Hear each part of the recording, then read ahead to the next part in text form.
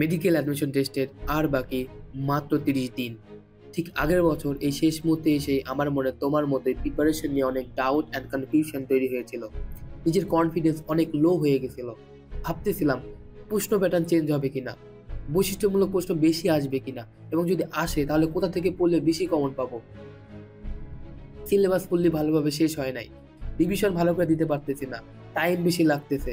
GK ইংলিশের কি করব, কোচিং এর এক্সামে মার্কই কম পাচ্ছি, আগের মতো অনুশীলন থেকে কোয়েশ্চেন হবে কিনা, আরো অনেক কিছু। কিন্তু শেষ মুহূর্তে এসে আমি এই 7টা অবস্টেকল ওভারকাম করতে পেরেছিলাম বলেই মেডিকেল অ্যাডমিশন টেস্টে সাকসেস হতে পেরেছি। তাই আজকে তোমার সাথে সেই হ্যাকগুলো শেয়ার করব, যেগুলো তুমি যদি এই লাস্ট 30 দিনে একবার হলেও ফলো করো তাহলে যে কোনো মেডিকেলের একটা সিট তোমারই অপেক্ষায়। আর ভিডিওর লাস্টে তোমার জন্য থাকছে একটা সিক্রেট শিট, যেটা আমি ফলো করে মেডিকেল অ্যাডমিশন টেস্টে ম্যাক্সিমাম বৈশিষ্ট্যমূলক কোয়েশ্চেন কমন পেয়েছিলাম। And as we are hitting 1K subscriber, you will get it for free. তো don't forget to subscribe and let's get started. আচ্ছা, তোমাদের মনে প্রথম যে কোয়েশ্চেনটা, যে ভাইয়া প্রশ্ন প্যাটার্ন চেঞ্জ হবে কিনা। বাংলাদেশে ইদানিং সময়ে অনেক ধরনের পরিবর্তন এসেছে, সরকার ব্যবস্থায় পরিবর্তন এসেছে, কমিটিতে বিভিন্ন ধরনের পরিবর্তন এসেছে। তো সেই ধারা ধরে আমাদের প্রশ্ন প্যাটার্নে কি কোনো ধরনের চেঞ্জ হবে কিনা। মেডিকেল অ্যাডমিশন টেস্ট হোক বা যে কোনো অ্যাডমিশন টেস্ট হোক না কেন, তোমরা একটা জিনিস সবসময় কমন পাবা, যে যে কোনো অ্যাডমিশন টেস্টে দাও বুয়েট বাদে, বাট অন্যান্য যে ভার্সিটি বলো বা মেডিকেল অ্যাডমিশন বলো, এখানে তুমি যদি তোমার বেসিক নলেজ নিয়েও যাও, এখানে 50% কোয়েশ্চন তুমি এমনিতেই কমন পাবা। তোমার যদি ভালো বেসিক নলেজ থাকে, হ্যাঁ, তো সেইখানে 50% কোয়েশ্চেন তুমি এমনিতেই কমন পাবা। বাকি যে চান্স পাওয়ার জন্য যে নাম্বারটা প্রয়োজন পড়ে, 70 বা 65 বা 66 আপ যে নাম্বারটা থাকে, কাট মার্ক যেটা বলে, সেটা পাইতে হলে তোমাকে বেসিক থেকে একটু অ্যাডভান্স লেভেলে পড়ালেখা করতে হয় বা ইন্টারমিডিয়েট লেভেলে পড়ালেখা করতে হয়। তো 50% প্রশ্ন সবসময় তোমার বেসিক থেকে হবে, যে কোনো অ্যাডমিশন টেস্টে হোক। এই প্যাটার্ন কখনোই চেঞ্জ হবে না। কিন্তু একটু ইন্টারমিডিয়েট জোনে যখন যাবো, তো তখন কিছু প্রশ্ন একটু ঘুরিয়ে আসতে পারে, কিছু প্রশ্ন একটু বৈশিষ্ট্যমূলক অ্যাড করতে পারে, বা কিছু প্রশ্নটা একটু চেঞ্জ আসতে পারে। কিন্তু এই চেঞ্জটা আহামরি এরকম হবে না যে তোমার একদম বিগত 10 বছর ধরে যে পরীক্ষার প্যাটার্ন চলে আসতেছে এই বছর একদম 90 ডিগ্রি অ্যাঙ্গেলে ঘুরে গেল, এরকম কখনোই হবে না। হয়তো কিছু জিনিস অ্যাড হইতে পারে, কিছু জিনিস বাদ হইতে পারে, বাট মোদ্দা কথা এটা যে তুমি যদি তোমার প্রিপারেশনটা ঠিক রাখো, ইন্টারমিডিয়েট একটু অ্যাডভান্স পড়ালেখা করো, তুমি সেই 50% থেকে চান্স পাওয়ার যে মার্কটা 75% বা 60% বা 68, what ever the cut mark হবে, তুমি এটা ইজিলি পেতে পারবা। যে প্রশ্ন প্যাটার্ন যেরকমই হোক না কেন, সবসময় এইভাবেই প্রশ্ন করা হয়ে থাকে যে 50% প্রশ্ন কমন থাকে, মানে বেসিক থেকে থাকে, দেন তার থেকে যদি একটু ভালো পড়ালেখা করো 75% প্রশ্ন তুমি এমনিতেই পারবা। আর যদি তুমি একদম গড লেভেল, যেটাকে বলে অ্যাডভান্স লেভেলে পড়ালেখা করো, 75% উপরে যত তুমি ক্যারি করতে পারো নাম্বার। তো প্রশ্ন প্যাটার্ন চেঞ্জের ক্ষেত্রে কমিটি কি হবে, কমিটিতে কে কে আসতেছে, এইগুলা চিন্তা না করে তুমি যদি তোমার পড়ালেখায় ফোকাস করো, পড়াটা প্রিপারেশনটাকে আরো একটু স্ট্রং করার চেষ্টা করো, সেটা বেটার হবে। ওখানে কি প্রশ্ন আসবে, প্রশ্ন তো যদি চেঞ্জ হয়, তো 1 লাখ বাচ্চা বা 1.5 লাখ বাচ্চা যারা পরীক্ষা দেবে তাদের জন্য তো সেমই হবে, তাই না? তো তুমি তো একা না, তোমাকে ওই পরিবেশের মধ্যে বেস্ট পারফরমেন্স করে আসতে হবে। আমার কথা হচ্ছে যে আমি আমার বেস্ট ডিস্ট্রিক্টে না, দ্যাটস দ্য থিং। ওকে, তোমাদের মনে আরো একটা প্রশ্ন যেটা আছে এটার সাথে, যে হ্যাঁ বৈশিষ্ট্যমূলক প্রশ্ন বেশি আসবে কিনা, আর যদি আসে তাহলে কোথা থেকে বেশি কমন পাবো। আচ্ছা দেখো, বৈশিষ্ট্যমূলক প্রশ্ন কেন বেশি আসবে না। মেডিকেল যে যদি তোমরা চান্স পাও, চান্স পাও যখন মেডিকেলে পড়ালেখা করবা, দেখবা সেখানে দুইটা সেগমেন্ট থাকে কুইজের জন্য, মানে এমসিকিউ এর জন্য। একটা থাকে মাল্টিপল চয়েস অ্যান্সার, একটা থাকে সিঙ্গেল। তো মেডিকেলের পড়ালেখাটাই ওই ওরিয়েন্টেড, বৈশিষ্ট্যমূলক জিনিসপত্র, সত্য কোনটা সত্য নয়, কোনটা মিথ্যা নয়, এরকম জিনিসপত্র দিয়ে। তো তারা আগে থেকে চেষ্টা করে যে তোমাদেরকে ওই জিনিসটার মধ্যে দিয়ে নিয়ে আসা। এখন দেখবা যে আস্তে আস্তে বৈশিষ্ট্যমূলক প্রশ্নের পরিমাণ বাড়তেছে, যে কোনটা সত্য নয়, কোনটা সত্য। মেডিকেলে যেরকম পড়ালেখা হয়, তো তোমার এক্সাম তো সেরকম ওরিয়েন্টেডই হবে। তো বৈশিষ্ট্যমূলক প্রশ্ন বেশি আসতেই পারে, কিন্তু কথা হচ্ছে যে কোথা থেকে পড়লে সব থেকে বেশি কমন পাবা। যেটা আমি ভিডিও লাস্টে তোমাকে দেখাই দেবো, যে শীটটার কথা বলেছিলাম আমি, ওটা দেখলে পরে পাবা। প্লাস হচ্ছে বৈশিষ্ট্যমূলক প্রশ্ন পাওয়ার জন্য সব থেকে বেশি সহজ টেকনিক হচ্ছে তোমার যে চার্ট গুলো আছে না, সেই চার্ট গুলোকে পড়ে ফেলা, ফার্স্ট অফ অল এটা। দেন হচ্ছে যে বিভিন্ন যে বৈশিষ্ট্যগুলো আছে, বিভিন্ন সত্তাকের বৈশিষ্ট্য বলো বা কোনো কিছু পেশির বৈশিষ্ট্য, অস্থির বৈশিষ্ট্যগুলো আছে, এই বৈশিষ্ট্যগুলোকে কনসেপ্টের মধ্যে নিয়ে আসা, নট মুখস্থ, কনসেপ্টের মধ্যে। যে জিনিসটা কি, তুমি যদি জিনিসটা একবার কনসেপ্টটা নিয়ে ফেলতে পারো, তাহলে দেখো যে বৈশিষ্ট্যমূলক কোয়েশ্চেন তোমার কাছে অনেক ইজি হয়ে গেছে। এই দুই জায়গা থেকে তুমি একটা বৈশিষ্ট্যমূলক কোয়েশ্চেন গুলো বেশি কমন পাইতে পারো, এই দুইটা কনসেপ্ট যদি তোমার ক্লিয়ার। আর ওভারঅল যদি বেসিক ভালো থাকে, তোমার বৈশিষ্ট্যমূলক কোয়েশ্চেনে বেশি আটকাবে না। তো এই জিনিসটাগুলো ক্লিয়ার রাখতে হবে। আর তোমাকে ওই শীটটার কথা বলছে, ওই শীটটা তুমি ওখান থেকে দেখলে ওখান থেকে ভালো করে বুঝে নিতে পারবা যে কিভাবে বৈশিষ্ট্যমূলক কোয়েশ্চেন গুলো তুমি কমন পেতে পারবা। এরপরে লাস্ট টাইম এসে যে সমস্যাটা অনেকটা বেশি হয়, যে ভাইয়া রিভিশন ভালো করে দিতে পারতেছি না, রিভিশন দিতে অনেক টাইম লাগতেছে, অনেকবার রিভিশন দিতে পারতেছি না, এই ক্ষেত্রে সহজ একটা উপায় হচ্ছে যে টপিক বাছাই করা। দেখো, একটা বইয়ের একটা অধ্যায়ে সবগুলা টপিকই কিন্তু ইম্পর্টেন্ট না। তোমাকে আগে মাথায় রাখতে হবে যে কোন টপিক থেকে বেশি কোয়েশ্চেন আসতেছে। প্রশ্ন ব্যাংক থেকে বের করো যে কোন টপিক থেকে কোনটা হটস্পট, হ্যাঁ, কোন টপিক থেকে বেশি কোয়েশ্চেন হচ্ছে বা ওই টপিকের আশপাশ থেকে কোয়েশ্চেন হচ্ছে। ফার্স্ট প্রায়োরিটি হইতেছে যে ওই অধ্যায়টা বের করে আগে ওই টপিক গুলা দেখে ফেলা। এরপরে হচ্ছে তুমি সেকেন্ড পার্টটা খুঁজে বের করবা, যেটা হচ্ছে প্রতিনিয়ত প্রশ্ন না হলেও মাঝে মাঝে প্রশ্ন আসতেছে, যে এই টপিক থেকে যে মাঝে মাঝে প্রশ্ন আমি দেখতে পাচ্ছি যে মেডিকেল অ্যাডমিশনে আসতেছে, সেই টপিকগুলো বের করে আগে তারপরে সেই টপিকগুলো রিভিশন দেওয়া। দেন যেটা বাকি থাকলো লাস্টে যে হিউজ জিনিসটা, দেন তুমি ওইটা হচ্ছে আস্তে আস্তে করে দেখে ফেলো, যেটাকে টাচ শেয়ারে বলতে পারি আমরা। হ্যাঁ, 3 নাম্বার মেইন হচ্ছে ফার্স্টটা আর সেকেন্ডটা বেশি করে দেখতে হবে, টাচ শেয়ারটা তুমি মাঝে মাঝে করে দেখবা, রিটেন করতে থাকবা। এই হলো একটা টেকনিক হয়ে গেল। দেন হচ্ছে কি টাইম ম্যানেজমেন্ট করে, যেমন ধরো আজকে আমি একটা চ্যাপ্টার রিভিশন দিলাম, এটা কি 3 দিনের বেশি গ্যাপ না দেওয়া, তুমি 3 দিনের মধ্যে ওই চ্যাপ্টারটা আরেকবার দেখো। এই মাসটা যদি একটু কষ্ট করে এই জিনিসটা করতে পারো যে তুমি যে টপিক গুলা দেখতেছো বা যে চ্যাপ্টারটা দেখতেছো সেটা যদি 3 দিনের মধ্যে একবার কি 2বার দেখে ফেলাইতে পারো, তাহলে দেখবা যে তোমার টপিকটা একদম ঝাঁঝরা হয়ে গেছে, ওটা থেকে যে কোনো টাইপের প্রশ্ন আসুক তুমি পারবা। এই জিনিসটা তোমাকে মেনটেন করতে হবে, টাইম ম্যানেজমেন্ট যেটাকে বলে। বাট টপিক ভাগ করে নেওয়া, টপিকে কোনটা কি কোন টপিক থেকে আসছে সেটা তোমাকে ভালো করে করতে হবে, না হলে কিন্তু তোমার ইম্পর্টেন্ট টপিক ছেড়ে যাইতে পারে, এটা পরবর্তীতে সমস্যা হতে পারে। এভাবে পড়ো, রিভিশনের পরিমাণ আশা করি ভালো হবে তোমাদের জন্য। দেন এই শেষ সময় এসে অনেকে এসে বলতেছে যে ভাইয়া সিলেবাস ফুললি কমপ্লিট হয় নাই, সিলেবাস কিভাবে কমপ্লিট করবো বা সিলেবাস কমপ্লিট না করে কি চলে যাব, এরকম অনেক কোয়েশ্চেন তোমরা করছো আমি দেখছি। কিন্তু এখন খেয়াল করো, মেডিকেল অ্যাডমিশন টেস্টে কিন্তু লং সিলেবাস আর শর্ট সিলেবাস বলে একটা কথা ছিল, কিন্তু বিগত যে 2-3 বছরের প্রশ্ন যদি তুমি দেখো, এই কনসেপ্টটা কিন্তু এখন না।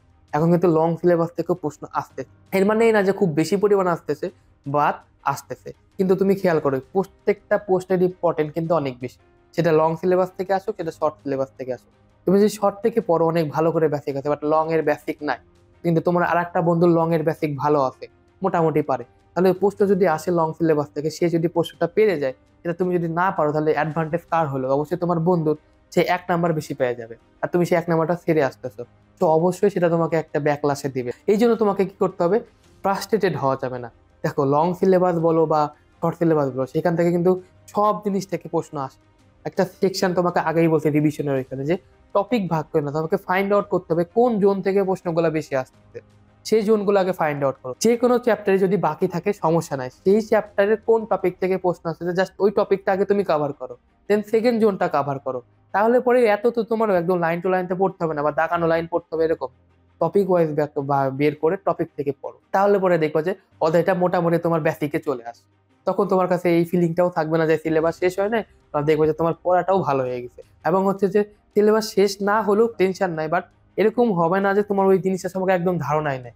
যদি প্রশ্ন চলে আসে যে অ্যাটলিস্ট তুমি একটা ধারণা করে গেস করতে পারো, এরকম একটা আইডিয়া বা কনসেপ্ট রেখে দেবা আগে থেকে, ঠিক আছে?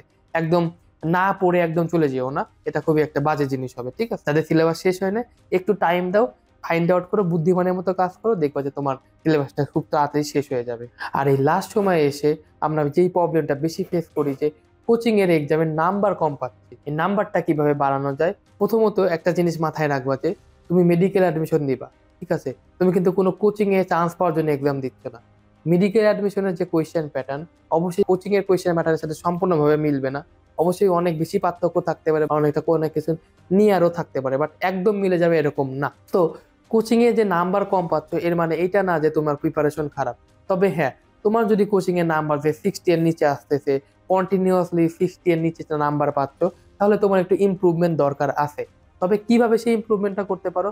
ফার্স্ট অফ অল, কোচিং এর এক্সামে বিভিন্ন রকমের রাইটার থেকে কিন্তু বই থেকে প্রশ্ন হয়। এখন কিন্তু অ্যাডমিশনে কিন্তু just Hasan sir Ajmal sir পড়ে গেলে কিন্তু কাজ হবে না, এখন কিন্তু অনেকটা এক্সট্রা ইনফরমেশন মাথায় রাখতে হবে। তো তোমার কাছে যদি সেই আগে থেকে এক্সট্রা ইনফরমেশন গুলো লেখা থাকে, সেইগুলো আগে ভালো করে ক্লিয়ার করবা, তাতে মেইন বইটা তো ভালো করে পড়বাই, এই 2টা কাজ। দেন হচ্ছে কি অনুশীলনী প্রশ্ন সলভ করবা, অনুশীলনী প্রশ্ন সলভ করে কনসেপ্ট ক্লিয়ার হয়, প্রশ্ন আসুক বা না আসুক কনসেপ্টটা অনেকটা ক্লিয়ার হয়ে যায়, ওই কনসেপ্ট দিয়ে তুমি অনেক প্রশ্ন অ্যান্সার করে আসতে পারবা। এই 3টা তো বললাম, সাথে তোমার আরেকটা গুরুত্বপূর্ণ কাজ হবে বাসায় বসে যত পারো এক্সাম দেওয়া। দেখো, এক্সাম দিয়ে মার্ক কম পাও যায় আসে না, কিন্তু এক্সামকে তোমাকে স্ট্র্যাটেজি মেকার হিসেবে নিতে হবে, যে এক্সামে যে তুমি এক্সামটা দিচ্ছ কিভাবে দিচ্ছ, কত টাইমের মধ্যে দিচ্ছ, টাইম ম্যানেজ হচ্ছে কিনা, যে যে জিনিসগুলো ভুল করতেছো এক্সামে সেই কোয়েশ্চেনগুলো আবার দ্বিতীয়বার যে ভুল হচ্ছে কিনা, এই জিনিসগুলো মাথায় রাখতে হবে। তাহলে পরে দেখবা যে আস্তে আস্তে কন্টিনিউয়াসলি তোমার নাম্বারটা ইমপ্রুভ হওয়ার কথা। এইগুলা করার পরেও যদি তোমার নাম্বারটা মনে হয় যে না ইমপ্রুভ হচ্ছে না, তখন তোমাকে কি করতে হবে, আরো বেশি প্র্যাকটিস করতে হবে। প্র্যাকটিস করলে পরে নাম্বার তোমার ইমপ্রুভ হবে, এটা হবেই, এটা হচ্ছে প্রিন্সিপাল। আর হচ্ছে নাম্বারটা কন্টিনিউয়াসলি এরকম না যে তোমাকে সবসময় ধরে রাখতে হবে, বাট স্টিল একটা রেঞ্জের মধ্যে রাখবা যে নাম্বারটা তোমাকে কনফিডেন্স। আর অবশ্যই বারবার বলতেছি, মেডিকেল অ্যাডমিশনের কোয়েশ্চেন প্যাটার্ন আর কোচিং এর কোয়েশ্চেন প্যাটার্ন কিন্তু সেম হয় না। তো নাম্বার যদি তুমি বেশিও পাও, 90-এর উপরেও পাও, তাহলে এরকম ধরে নেওয়া যাবে না যে আমি চান্স পাচ্ছি। আর যদি তুমি নাম্বার 60-এর নিচেও পাও, এরকম ধরে নেওয়া যাবে না যে তুমি চান্স পাচ্ছ না। আচ্ছা, আর একটা বিষয় যে নতুন সার্কুলারে তোমাদের জিকে সাথে ইন্টারন্যাশনাল কোশ্চেন যোগ করছে।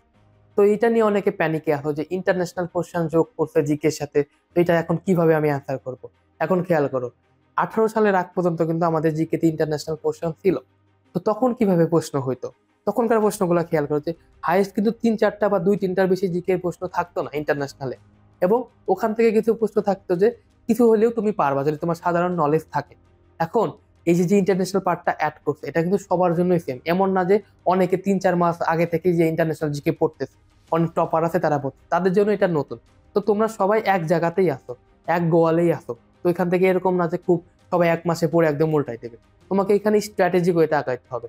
দেখো, মেডিকেল অ্যাডমিশনের জন্য যে জিকে গুলো আসবে এরকম না যে হায়ার দিকে লাগে, কারণ এটা মেডিকেল অ্যাডমিশন, এটা কোনো রকম ভার্সিটির এক্সাম না। তোমাকে কি করতে হবে, বেসিক যে বিসিএস এর কোয়েশ্চেন, ঢাকা ভার্সিটি বা রাজশাহী ইউনিভার্সিটির যে ইন্টারন্যাশনাল কোশ্চেন থেকে যে প্রশ্নগুলো আছে ওইগুলো সম্পর্কে ক্লিয়ার ধারণা রাখতে হবে। আশেপাশে যে ঘটনা ঘটতেছে সেই ঘটনাগুলো একটু দেখতে হবে, যে কোথায় ওয়ার হচ্ছে, কোথায় কোন দেশ স্বাধীন হচ্ছে। হ্যাঁ, দেন হচ্ছে টিভিতে একটু দেখবা যে কবে কি হচ্ছে, বাংলাদেশের আশেপাশে কি হচ্ছে, জুলাই বিপ্লবে কি হলো, এই বিষয়গুলো সম্পর্কে একটু ধারণা রাখতে হবে। আহামরি এত কিছু না। তোমার যদি জিকেতে 10-এর মধ্যে 7 নাম্বারও থাকে, this is very good mark. জিকেতে 7 মার্ক অনেক ভালো মার্ক। তো ওই যে 2 মার্ক বা 3 মার্ক তুমি প্যানিক করো না। ওটা তুমি এই যে যে আগে যে জিনিসগুলো বললাম ওইগুলো তো দেখতে থাকো এবং এটা নিয়ে পড়তে থাকো। যদি কমন পাও তাহলে তো তোমার জন্য অনেক ভালো, আর যদি না পাও তাহলে ওটা নিয়ে কোনো টেনশন নেই। ওটা ম্যাক্সিমামের জন্য হবে না, ওটা 2-1 জনে হয়তো পারতে পারে ইন্টারন্যাশনাল দিকে। তো ওইটা নিয়ে টাইম নষ্ট না করে তুমি আরো যে অনেক ভাস্ট টপিক আছে তোমার, বায়োলজি, ফিজিক্স, কেমিস্ট্রি, ইংলিশ, এইখানে যদি তুমি টাইমটা দিবা আর ওইখানে জাস্ট দেখে রাখবা। আর ইংলিশের ক্ষেত্রে যদি তুমি বলো যে ভাই ইংলিশের ক্ষেত্রে কি করতে হবে, ইংলিশের ক্ষেত্রে সিম্পল ফান্ডা হচ্ছে যে কোয়েশ্চেন সলভ করা। ভার্সিটি, মেডিকেল, চাকরি, পিএসসি, যে পিএসসি লেভেলের যে প্রাথমিক শিক্ষার যে চাকরি প্রশ্নগুলো আছে ওইগুলো সলভ করা। তত বেশি কোয়েশ্চেন সলভ করবা। থিওরি পড়ে ইংলিশে লাভ নাই, গ্রামার পড়ে। ভাই সবাই গ্রামার পড়ে, গ্রামার পড়ে হতেছে আমাদের নিয়মাবলী শেখায়, ওগুলাতে আমার কোনো কাজ নাই। তুমি যদি নিয়মগুলো অ্যাপ্লাই না করতে জানো তারপরে তো কোনো লাভ হবে না। কোয়েশ্চেন সলভ করতে থাকো, কোয়েশ্চেনের সাথে কোন রিলেটেড গ্রামার গুলা লাগে জাস্ট ওইগুলা ফাইন্ড আউট করে ফেলো, তাহলে পরে দেখবো যে তোমার ইংলিশের প্রিপারেশনটা একদম ভালো হয়ে আছে। আমি রিসেন্টলি যে ইন্টারভিউটা করেছিলাম ডিএমসি তে যে আমার আরএমসি তে যে ফ্রেন্ডের সাথে, তো সবার সাথে সিমিলার সিমিলার অ্যান্সারই আমি পেয়েছি। তো আমি একটা ক্লিপ যোগ করে দেবো, তুমি ওখান থেকে দেখে নিও, এবং ভিডিও ডিসক্রিপশনেও লিঙ্কটা দেওয়া থাকবে, সেখান থেকেও দেখতে পারবে। জিকে ইংলিশের জন্য আমার পার্সোনাল প্রেফারেন্স ছিল হচ্ছে মুক্তিযুদ্ধ পার্টটা তো একটু ডিটেলসে পড়তে হয়। তো পার্সোনালি আমি রেটিনা ডাইজেস্টটা পড়েছিলাম এবং বাংলাদেশ পার্টের জন্য আমি অন্য বই পড়েছিলাম, স্কলার বই পড়া হয়েছিল। তো জিকে এর জন্য আসলে মানে বিগত বছরের কোয়েশ্চেন গুলোর উপর সবচেয়ে বেশি এফোর্ট দেওয়া উচিত বলে আমি মনে করি। বিগত বছরের BCS question, DU question, Jahangirnagar question এগুলো সলভ করলে একটা প্যাটার্ন পাওয়া যায় যে কিরকম কোন জায়গা থেকে প্রশ্নগুলো আসে। সো এত বড় সিলেবাস থেকে ওগুলো একটু বেশি গুরুত্ব দিয়ে পড়লে আশা করি ভালো করা যায়। একটা প্রশ্ন হচ্ছে যে ভাইয়া অনুশীলনী থেকে প্রশ্ন আসবে কিনা, বা অনুশীলনী বললে আমি কি চান্স পাবো কিনা। একটা জিনিস খেয়াল করো যে অনুশীলনী জিনিসটা স্যাররা বিভিন্ন রকমের নলেজ থেকে, মানে আমাদের যে অধ্যায়গুলো থাকে সেখান থেকে প্রশ্নগুলো ওইখানে লিস্ট করে, প্লাস হচ্ছে সেখানে ভার্সিটির প্রশ্ন থাকে, বোর্ড কোয়েশ্চেন থাকে, প্লাস আরো ভ্যারাইটি অফ কোয়েশ্চেন। তুমি যদি অনুশীলনীর প্রশ্নগুলো সলভ করো, তোমার প্রশ্ন আসুক বা না আসুক, মেইন কথা হচ্ছে যে তোমার বেসিক যেটা বা তোমার যে অধ্যায়টা সম্পর্কে যে ধারণা সেটা অলরেডি ক্লিয়ার হয়ে যাবে। তোমার প্রবলেম সলভিং স্কিল বাড়বে, সেটা যে কোনো টাইপের কোয়েশ্চেন আসুক না কেন তখন তুমি একটা কনফিডেন্স পাবা সলভ করছো। তুমি আগে এই টাইপের কোয়েশ্চেন সলভ করে আসছো, তো ওই রিলেটেড কোয়েশ্চেন আসলে তুমি ইজিলি সলভ করতে পারবা। এই যে কনফিডেন্স নেওয়াটা, এটা একটা দরকার। এটা প্রশ্ন আসুক বা না আসুক। এবং বিগত বছরের কোয়েশ্চেন গুলো তোমরা যদি অ্যানালাইসিস করে দেখো যে অনুশীলনী থেকে কোয়েশ্চেন হয়েই থাকে, বাট মোটামুটি কম বেশি হয়ে থাকে, 40%, 50% এরকম কোয়েশ্চেন থাকবে। তো ওইটা যদি এইবারও যদি না, তোমার প্যারা নাই তো, তোমার অনুশীলনী পড়ো, ওখান থেকে বেসিকটা নাও, বইয়ের মধ্যে থেকে দেখো যে মেডিকেলের জন্য কোন পোর্শনটা দরকার, সেই পোর্শনটা আমাকে থিওরিটা ক্লিয়ার করো, দেখবো যে ওর মধ্যে থেকে ঘুরাই ফিরে প্রশ্নগুলো কমন পাই গেছে। তোমার যদি ভালো মতো ধারণা থাকে, বেসিকটা ধারণা থাকে। কিন্তু তুমি যদি বলো যে না ভাই আমি অনুশীলনী প্রশ্ন সলভ করতে হবে, একদম মুখস্থ করে যাবা, মুখস্থ করলে পরে কিন্তু তোমার বেসিকটা ক্লিয়ার হবে না। তখন যদি ওই বেসিক দিয়ে তোমার একটা প্রশ্ন ঘুরাই দেয়, তখন তুমি দেখবা যে না আমি তো কমন পাচ্ছি না, অনুশীলনের সাথে মিলতেছে না, তখন কিন্তু সমস্যাটা হবে। হার্ড ওয়ার্কিং করতে হবে, সাথে স্মার্ট ওয়ার্কও নিতে হবে। তো এইভাবে যদি তোমরা পড়ালেখা করো, আশা করি যে এই জিনিসগুলো তোমাকে এই লাস্ট 30 দিনে হেল্প করবে। এগুলোর মধ্যে যা যা বললাম এগুলো অ্যাপ্লাই করতে পারো, এবং এই যে যে সমস্যাগুলো হচ্ছে, অবস্টাকল গুলো, এগুলো যদি কন্টিনিউয়াসলি ওভারকাম করতে পারো, দেখবা যে কোনো মেডিকেল অ্যাডমিশন একটা সিট তোমার জন্য। আর লাস্টে তোমাদের একটা সিক্রেট সিটের কথা বলেছিলাম, যেটা আমি ফলো করে মেডিকেল অ্যাডমিশনে ম্যাক্সিমাম বৈশিষ্ট্যমূলক প্রশ্নগুলো কমন পেয়েছিলাম। এখন চলো এক্সপ্লোর করে দেখাই যে সেই সিটটা আমাকে কিভাবে হেল্প করেছিল বৈশিষ্ট্যমূলক প্রশ্ন অ্যান্সার করতে, এবং তোমাকে কি কিভাবে হেল্প করতে পারে। আসলে এখানে আলিম স্যারের বইয়ে জুলজি এবং বোটানির সকল চার্ট একসাথে করে দেওয়া হয়েছে, কারণ কোয়েশ্চেন অ্যানালাইসিস করলে দেখতে পাবে রিসেন্ট বছরগুলোতে এই চার্টগুলো থেকে বৈশিষ্ট্যমূলক প্রশ্ন বেশি হচ্ছে। যেমন 2023 সালের অ্যাডমিশনের এই মাইটোটিক মেটাফেজের প্রশ্নটি এখান থেকেই হুবহু চলে এসেছে। আবার চক্রীয় ফটোফসফাইলেশনের এই প্রশ্নটিও সেম টু সেম এই চার্ট থেকেই করা হয়েছে।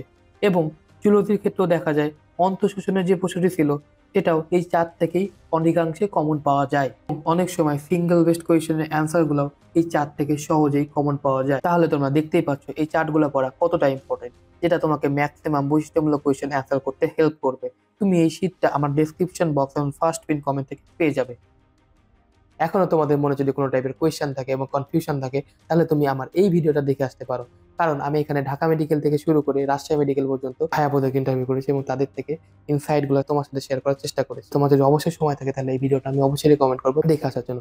তাহলে তোমার মেডিকেলের যাবতীয় যে কোয়েশ্চেনগুলো থাকে সব কোয়েশ্চেনের অ্যান্সার তুমি ওখান থেকেই পেয়ে যাবা। আর তোমার জন্য আমার একটা কথা, যে আর কোনো টেনশনই নাই, লাইফে অনেক অপরচুনিটিস আছে, জাস্ট তুমি টেন্স ফ্রি হয়ে পরীক্ষাটা দাও, বাকি সব দেখা যাবে। জাস্ট চিন্তা করো না যে জাস্ট মেডিকেল না হলে আমার শেষ। তোমার যদি মেডিকেল জন্য প্রায়োরিটি থাকে অবশ্যই মেডিকেলের জন্য পড়বা, বাট কথা হচ্ছে যে লাইফে এখন অপরচুনিটিস অনেক, তো তুমি যা খুশি যাও করতে পারো, কোনো সমস্যা নেই, জ্ঞানের কোনো জায়গায় অভাব নেই। আমি যে অবস্ট্যাকলস গুলোর কথা বললাম, তুমি যদি শেষ সময় এসে এগুলা পার করতে পারো এবং নিজের উপর বিশ্বাস রাখতে পারো, তাহলে আমি ভালো করেই বলতে পারি যে কোনো মেডিকেলে একটা সিট তোমার অপেক্ষায়। আর অনেক অনেক শুভকামনা তোমার জার্নির জন্য, এবং চান্স পাওয়ার পরে মিষ্টিটা আমার কমেন্ট সেকশনে লঞ্চ করে দিয়ে যাও। And don't forget to subscribe my channel as we are hitting 1K subscriber, and share this video. Thank you.